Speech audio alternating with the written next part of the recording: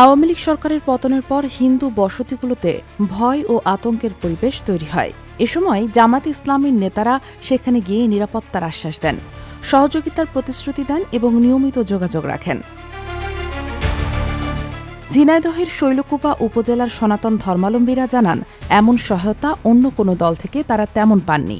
এই কারণেই সম্প্রতি জামায়াত ইসলামীতে অমুসলিমদের আগ্রহ বেড়েছে। আসন্ন নির্বাচনে সনাতন ধর্মাবলম্বীদের ভোট ব্যাংককে গুরুত্ব দিয়ে দলটি তাদের সঙ্গে সম্পর্ক জোরদার করেছে। 7 নভেম্বর বিবিসি বাংলার প্রতিবেদনে বলা হয়েছে, সংখ্যালঘু ভোটে বিএনপি এগিয়ে থাকলেও জামাত এখন অমুসলিম সমর্থক বাড়াতে বিশেষ উদ্যোগ নিচ্ছে।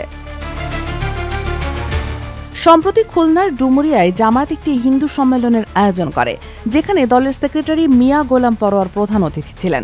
সেখানে জামায়াতের প্রতীক দাঁড়িপাল্লা নিয়ে অংশ নেন সনাতন ধর্মাবলম্বীরাও। হিন্দুরা জামাতে যোগ দিতে পারবেন কিনা এ প্রশ্নে মিয়া গোলাম পরোয়ার বলেন, আমাদের গঠনতন্ত্রে অমুসলিমদের সদস্য হিসেবে অন্তর্ভুক্তির বিধান আছে। শর্ত হল দলের শৃঙ্খলা মেনে চলা, সিদ্ধান্ত বাস্তবায়নে ভূমিকা রাখা, দেশের সার্বভৌমত্ব রক্ষা করা এবং অবৈধ উপার্জন পরিহার করা।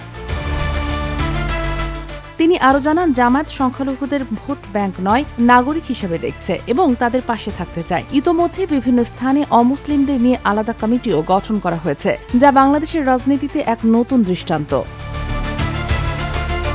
Sheikh Masuma, daily hour, Bangladesh.